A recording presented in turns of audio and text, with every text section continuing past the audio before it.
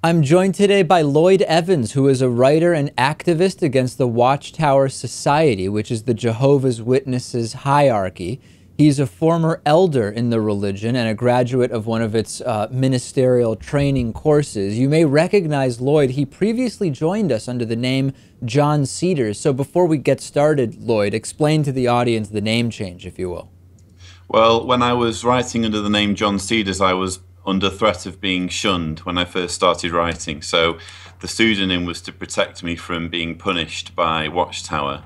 But eventually I decided to just leave the organisation anyway, regardless. So now that I've left, there's no longer a reason for me to write under a pseudonym. So the topic of today's interview is a recent video that was uncovered, which is sort of like an animated cartoon type video that was put out there by the Jehovah's Witnesses. And it's a video that is essentially, I'll let you characterize it, but to me it seemed like a video that demanded compliance from children under threat of harm. Is that a good way to put it?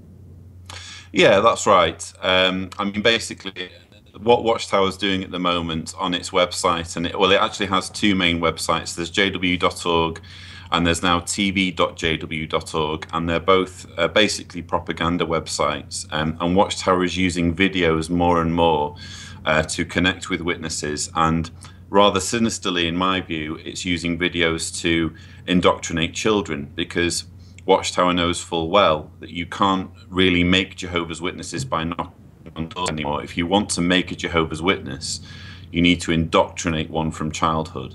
So it's produced a series of videos called Become Jehovah's Friend, and the very latest one contains what I would call a very explicit threat that says if you don't pay attention at meetings, you can look forward to the same fate as someone who was drowned during Noah's flood.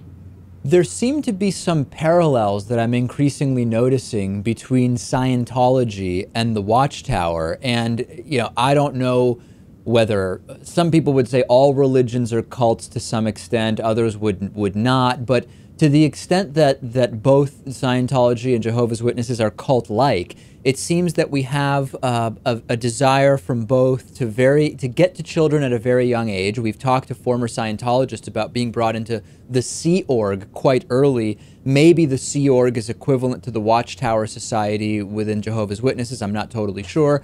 And then the use of threats to get compliance. And of course, this applies to much more than just Scientology and Jehovah's Witnesses. But you experienced this firsthand, did you not?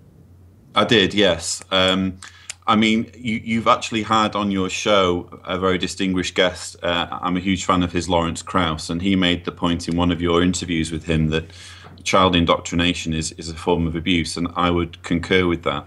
I mean, as regards cults are concerned, I find the whole cult word problematic because it's essentially a subjective term. I mean, if I were to call someone a criminal, if they've been convicted in a court of law, then I can rightly call them a criminal. But there is no external arbiter to decide whether you can call a religion a cult or not. It's a purely subjective term. But I would, of course, say Jehovah's Witnesses are a cult. And I would actually say they're far more dangerous than Scientology, because there's the recent film that's come out about Scientology, Going Clear, based on the book by Lawrence Wright.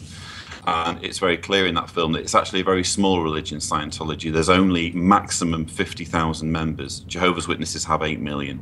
And the other difference, I think, that makes maybe the Jehovah's Witnesses more dangerous would be that Scientology is a very clear and distinct religion from Christianity, whereas Jehovah's Witnesses are still, at least externally, under the umbrella of Christianity. I don't know if internally they also consider themselves that way.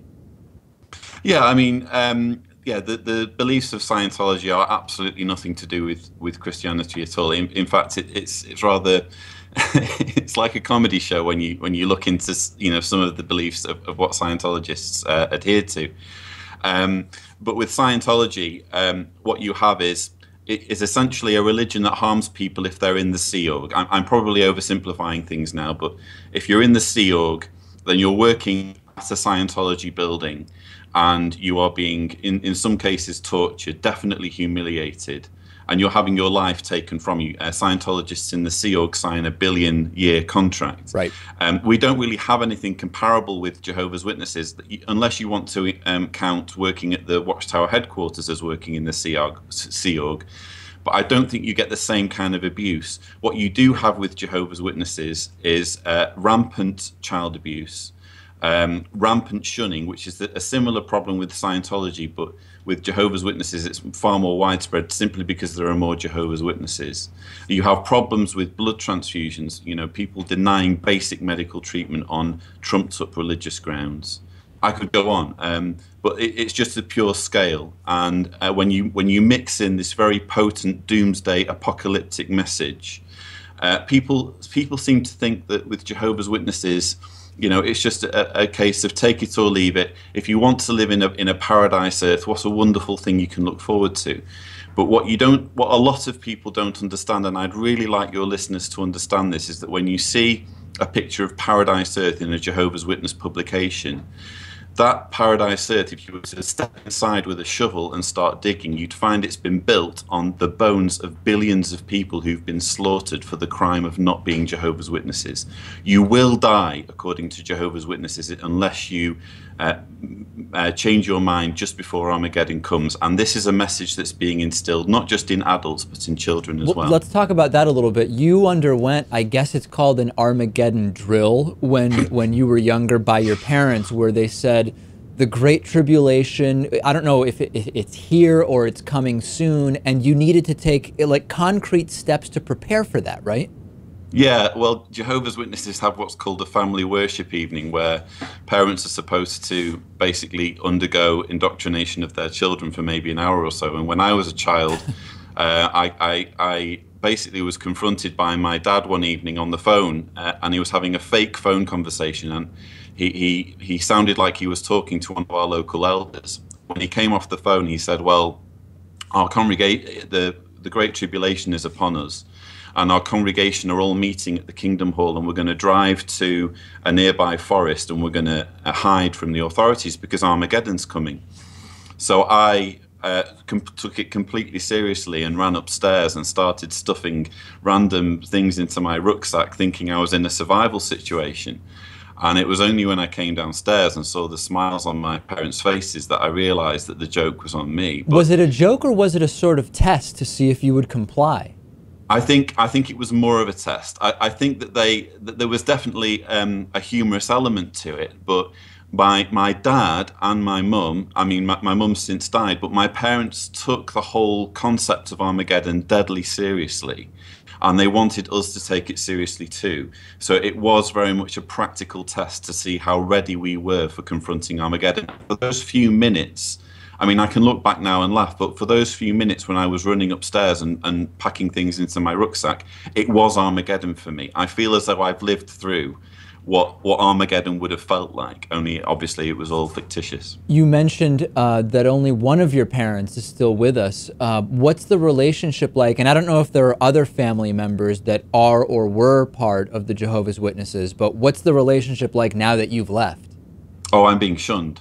I've been disavowed, and the relationship was right up until I left. It was literally a case of, I mean, I live in Croatia, and my dad came for one final holiday. He didn't know it was his final holiday, but I wanted to use the opportunity to say to him, look, I'm leaving the religion. And I took the opportunity to sit down with him, you know, one evening and explain to him what would be happening. And he said, well, you know, I will be shunning you after you leave. And he stayed true to that word. I mean, there is what's called necessary contact. I think if someone were to die, he would let me know. But that's about it. And that is what the religion does to families. And I'm not the only one. There's countless people like me. And is there, would any family member who does not shun someone that should be shunned, according to Jehovah's Witness doctrine, are they subsequently shunned themselves? That's a very good question. In Jehovah's Witnesses have an elders textbook which lists all the laws that are applicable, and basically it's not actually an enforceable law. So if my dad wanted to, in theory, he could not shun me and still stay a Jehovah's Witness. He wouldn't allow to be an elder, which is what he is. He would be deleted as an elder if he were to do that. But the simple fact is that if you read witness literature where it says to not even email people who leave, and you're listening to the various convention talks and meeting talks, it's very, very unequivocal that you're not to have anything to do with people who leave. And people like me, who are outspoken against the organization, are called mentally diseased in Watchtower literature. So it's, even though it's not necessarily punishable, it's very, very much stigmatized. We've been speaking with Lloyd Evans, writer, activist against the Watchtower Society, which is the Jehovah's Witness hierarchy. Lloyd, really great to have you on again. Absolute pleasure. Thank you, David.